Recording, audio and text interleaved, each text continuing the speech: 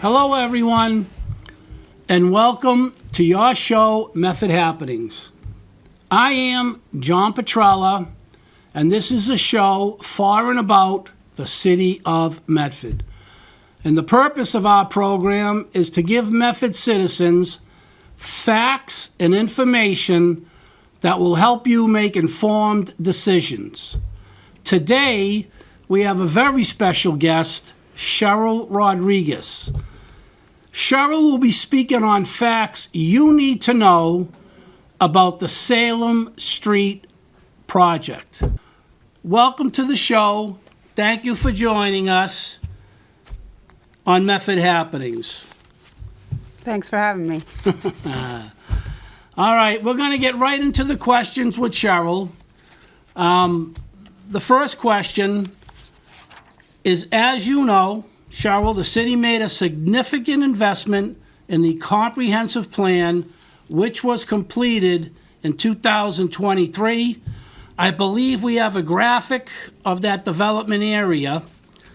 And I guess my first question is, what exactly is the vision for Salem Street as part of the comprehensive plan? The vision for Salem Street seems to be to transform the area into a corridor that will be filled with dense, tall apartment buildings. So, what studies? I mean, if they're just going to do dense, tall apartment buildings on Salem Street, it's already congested, as we all know. Anyone who travels, anyone who lives in the area knows that. So what studies? I mean, did they do studies? Is there a developer in charge? What about oversight on a project this big? Anything about that? Unfortunately for us, even though the comprehensive plan calls for clear studies about traffic, parking, infrastructure, none of those studies have happened, and we're being informed by an urgency for developers who are waiting to pull permits and build on that corridor and want to build the most that they can. Okay, now I think we also have a graphic map of the corridor and a map of the intersection we're discussing. So I guess my next question, is there any way, can you speak to the amount of investment the city will be required to make in the Salem Street corridor, and why is it being made attractive to the developer? What's being done, basically? Well, the incentive that the city is offering is that they're reducing the lot size to build an apartment building by 70%. So for what half of the land required for a single or two-family home will now be able to hold up to a 6-story apartment building without the need for any variances, setbacks, and they're going to require or hope that the developer will allow them to build a 12-foot sidewalk using a piece of their land. So, okay. So, who's in charge, I guess? Who's in charge? Who's making these decisions? Did they go to the neighborhood? Did they inform the neighborhood of what exactly is going to take place here? Does the neighborhood have any say? I know the city council's involved. I know this committee's involved. Meetings. Are they getting announcements out? I mean, what exactly are they doing to let people know? I mean, people live there. I'm sure they want to know what's going to happen, what's going on in the area. Unfortunately, the community has not been given the benefit of any community meetings. In fact, the meetings that the planning committee is having usually have the agenda item of update from Innes Associates. And the meetings themselves seem to be driven by the director of our planning department, Alicia Hunt, who is intent on making sure that the developers don't go ahead and build something that they may find too small. Too small. Is that? I'm going to say that again. You're saying too small. Too small. They've decided 35 feet is not enough height for Salem Street and the surrounding side streets. The other thing I read, I'm going to read it right here. I guess I'm going to ask you, I know the traffic there now, you got the school there, It's a busy street, a very busy street, because I get on it sometimes, and I sit in traffic. I mean, it's kind of crazy. By Park Street, the beginning after the Rotary. So they're going to build all these buildings. I'm looking at this, and I'm reading it right off. This is from them. It says 0.8 autos per unit. What is 0.8 auto? An automobile, 0.8. Well, in 2022, a developer did a traffic study there, and they found around 18,000 cars go down Salem Street a day, close to 2,000 on Park Street. And they're going to build 0.8 parking spaces per unit as an incentive to bring in developers without having conducted a parking or a traffic study in that area at all. And they're going to leave it up to the individual buildings. So we know how tough it is to park there now. You don't have to live there to understand that. So they're going to bring in all these buildings. We're going to have zero. They're going to allow them, I guess for every unit, you can have 0.8 car. What are they going to do in the winter? I mean, where are people going to park? Well, interestingly enough, if you bring up the graphic for the Salem Street neighborhood gnome that just focuses on the Salem and Park intersection, you'll see that right in that area, they are primed to add probably 350 plus apartments. So the Medford average is two cars per unit, and they're planning 0.8. So conservatively, we're talking about 350 new cars coming onto that small area with restricted parking already. Okay. And I know, I don't see many buses. I mean, are they trying to get people to take the bus over there? Well, the most frequent bus you'll see on Salem Street is the non-in-service because they're on their way back to the T garage.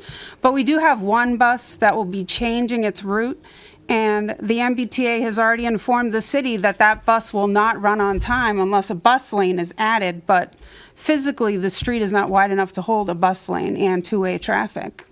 No, absolutely not. I can't picture the way it is now, a bus lane. I mean, they can't be serious. So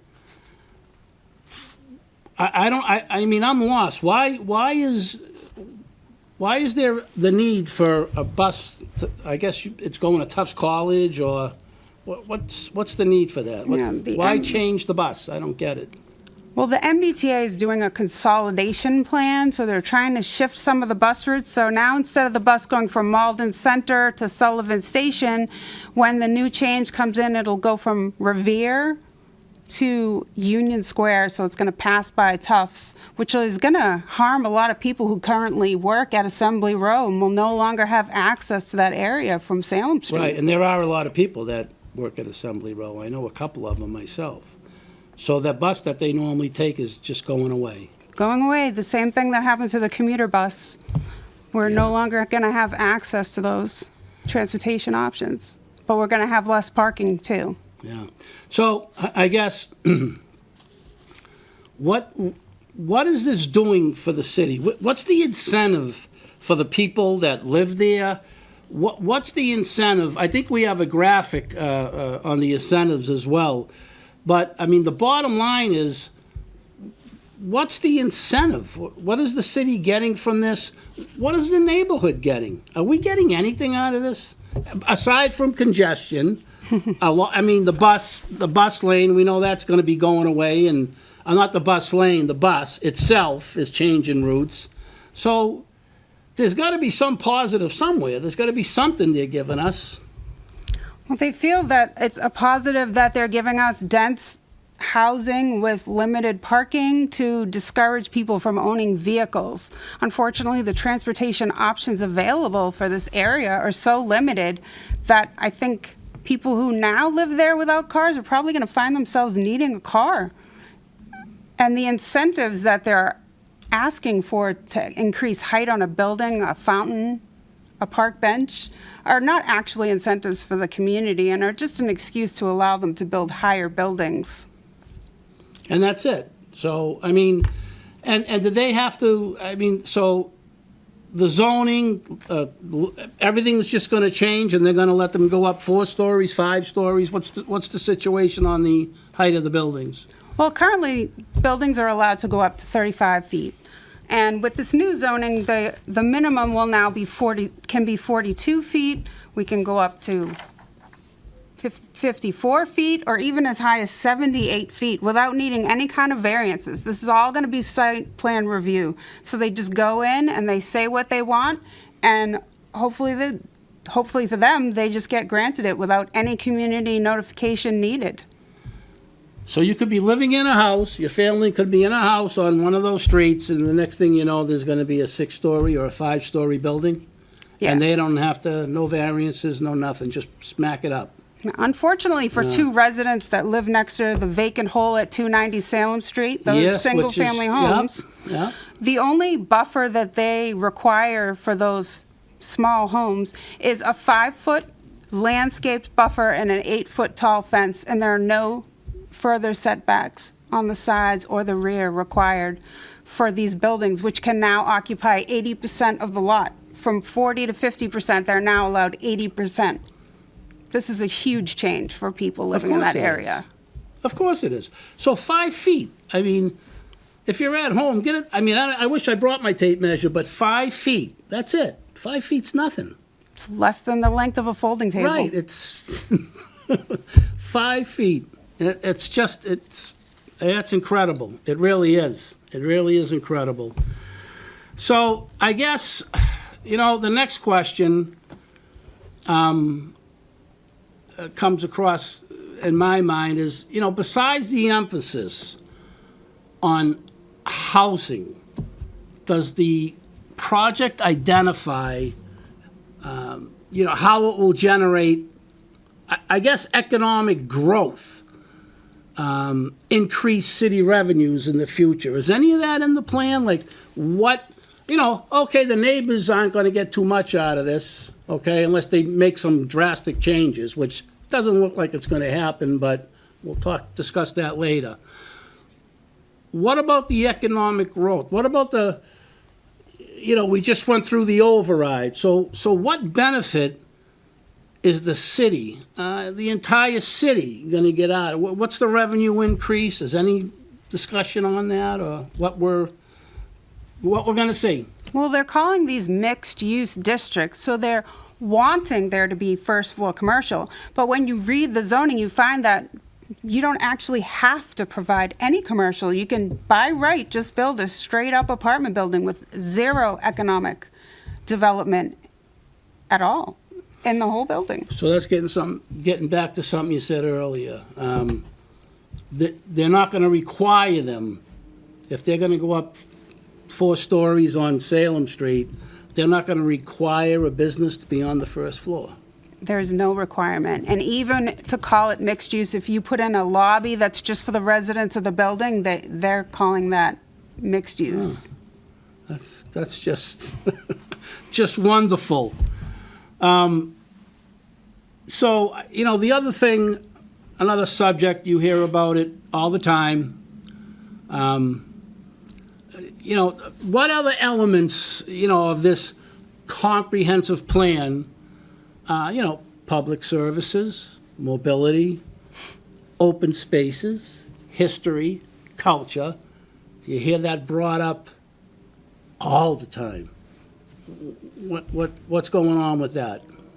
Well, unfortunately, the planning committee has decided that rezoning urgently for developers is more important than heat islands, which is why they're requiring 12-foot sidewalks and 80% lot coverage in an area that already suffers from heat islands.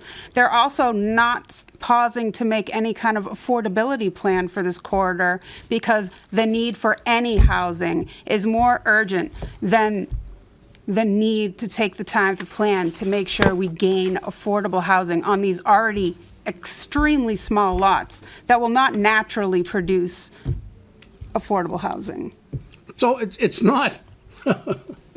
we know we need affordable housing, so they're going to let them, whoever, I don't know who the developers are. And developers, God bless them. They got to earn a living, and that's fine. But I don't understand how they're just going to, they're going to allow them to basically walk in and just, 4, 5, 6 stories. I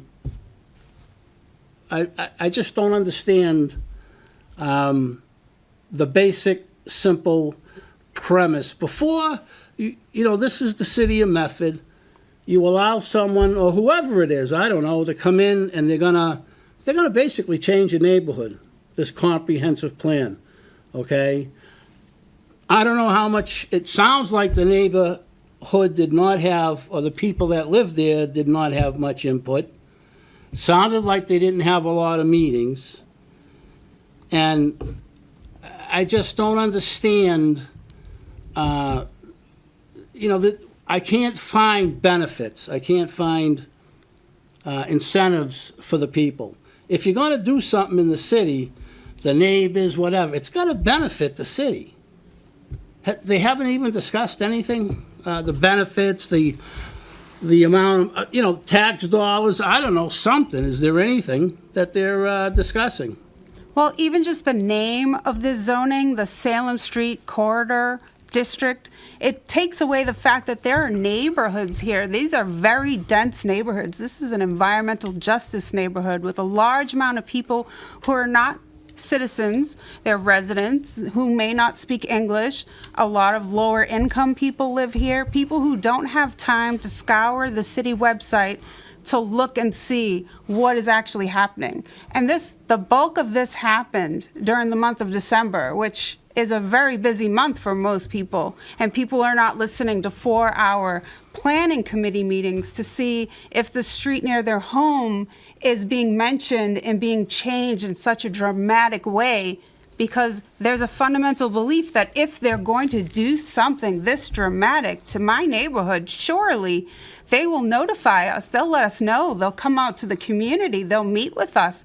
They'll take in our input and then inform the zoning. But unfortunately, that's not what happened. So none of that took place? No, the meetings happened with 1 to 2 people in the room, and they just kept moving forward and saying that they had all the community input they needed in 2022 when they were working on the comprehensive plan. So that was their answer. They had all the community input. So in other words, they're moving ahead with the input they had from 2022. Yes. Interestingly enough, the input from 2022 on Salem Street was, the traffic is terrible here. This street is a nightmare. Alicia Hunt herself said, even when I had children in the Roberts, I refused to drive on Salem Street because Salem Street is terrible. So I don't know where they got, that'd be a great place to put a couple thousand apartments. Right, yeah. And, that's back in 2022. And I honestly, it's a lot worse, the traffic there now. I mean, it really is. It's tough getting up and down Salem Street. And I just, my mind doesn't see how you can add all this housing or whatever you want to call it, apartments. And I mean, there's just so much involved here. The traffic, the fire department, I mean, do they have the equipment to handle another 20, 30 buildings or 10 buildings or 2 buildings up there? From a brief conversation I had with the fire department, they do not have the equipment nor the manpower to handle a corridor full of 42 to 78 foot skinny, no space between apartment buildings. Right. Yeah, and that's what the plan is. And you spoke to the fire department, I take it, or someone from the fire department? I did speak to a member of the fire department, and they said they didn't know why they were not brought into this conversation. Yeah, I mean, that doesn't make sense. I mean, did they have enough fire hydrants? It just, I don't know, it seems like this is a project that wasn't well thought out, put it that way. I mean, it seems like they're just moving forward with it because it's, for no other reason. They're just going to move forward with something that the neighborhood, I would think the neighborhood doesn't want this. I mean, I know you're very involved with this, and the city should be thankful for that because you take the time, you went through, you got your facts straight, you got your information, and I see a lot of your information, facts are posted. I do read them on different various sites. So, I mean, thank you for doing all this. But it just seems like, I mean, they're just going to like plow through with this regardless. Is that the way you feel, or? I feel like I've definitely been thrust into the role of the town crier. Like, look over here, something big is happening and you're gonna miss it. And it feels like I'm coming against a city council that seems to be run by activists. They're using the mindset of we need housing now without hesitation, without pause for study. And that's not what our government should be providing. Our government should be saying we do in fact need housing, but we need to do studies and inform the housing that we build so that we don't overwhelm an area or create the wrong type of housing. Does Medford need this much more luxury housing? If every one of those buildings only has 9 units in it, that will be a net of 0 affordable units. Will that benefit a community where we have thousands of families that need an affordable unit and we're only creating luxury units? And I got to be honest, I don't see too many families moving into these units, put it that way. And if they did, I mean, if you have someone move in with a kid or two, what about the school? How is the school gonna? Right. Is that in the plan? What the results are going to be if you add so many students in a year or two? Well, if you do research on these units, you'll find that about 25% of these units have 1 or more school children. This is not something that was presented by the city council. This is something that if you do research into the type of housing that's being built and the fact that there aren't homes for all of these families to live in, so they're living in apartments. Right. Which is not the same as always been. And the schools that they're planning to feed these children into are already very full. They're high 500s, and they're only made for 600 children. Yeah. And not to get into anything else, another thing, but I drive by Mystic Ave every day. And I just, there's so many empty spots over there, put it that way. The Fells Way, I mean, commercial areas, that's what I call them.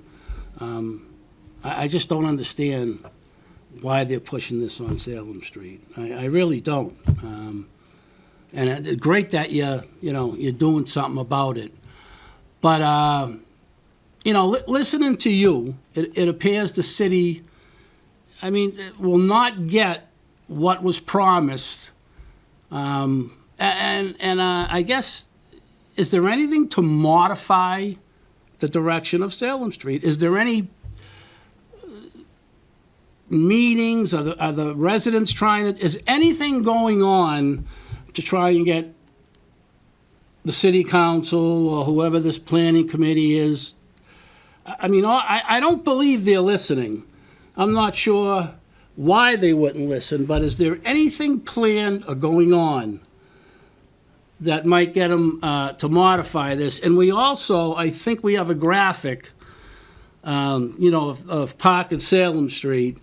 But back to the question, is there anything you think going on that might modify or change their opinion or get a second look, or, maybe the whole community can get together and, decide what they want? Unfortunately for us, this plan is on the urgent track and moving very quickly. There are 2 meetings. They've already advertised the final meeting when they plan to vote this through. So there's a meeting on February 5th, which is the continuation of the Community Development Board meeting, and that is being held on Zoom only. The final vote is set to be taken on February 11th at the City Council meeting at 7 o'clock at City Hall, and people need to speak up. They need to start emailing counselors. They need to email the mayor. They need to email the Community Development Board. And they need to tell them to pause and appropriately study this zoning before they push it through. The consequences for the neighborhood, if they don't, could be significant. So it sounds like, I'm going to remind people watching the show, that February 5th, it's a Zoom meeting only. And on February 11th, I take it that's a city council meeting? Yes. And that's gonna be the final vote. That will be the February final 11th. vote. That's pretty close. I mean, it's too close. I can guarantee you there are permits ready to be submitted as soon as that zoning is live. We have an open pit at 290 Salem Street. In the Park Street graphic, there are 5 parcels that are owned by one developer. So that's 6 parcels that could be ready to go by spring. It just sounds like the city council, to me anyhow, and this is, my opinion, but it just seems like they're, the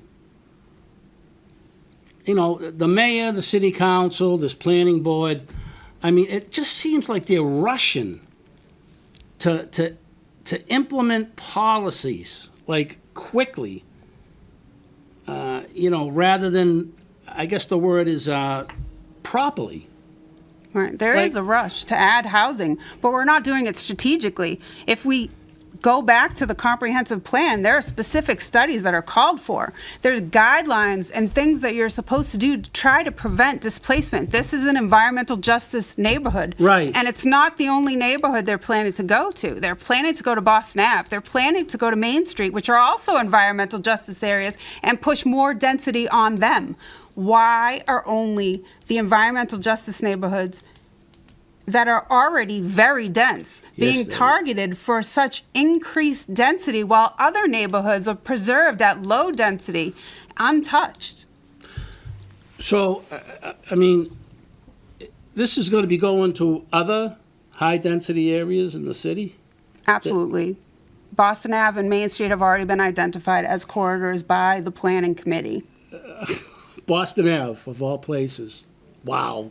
That's all I can say to that. Anyone that's been down Boston Ave knows it's a parking lot most of the time. It is, absolutely. I mean, I've lived... Main Street's not much better. I grew up in South Medford, and I tell you, it's pretty... it's an extremely different neighborhood, which is fine.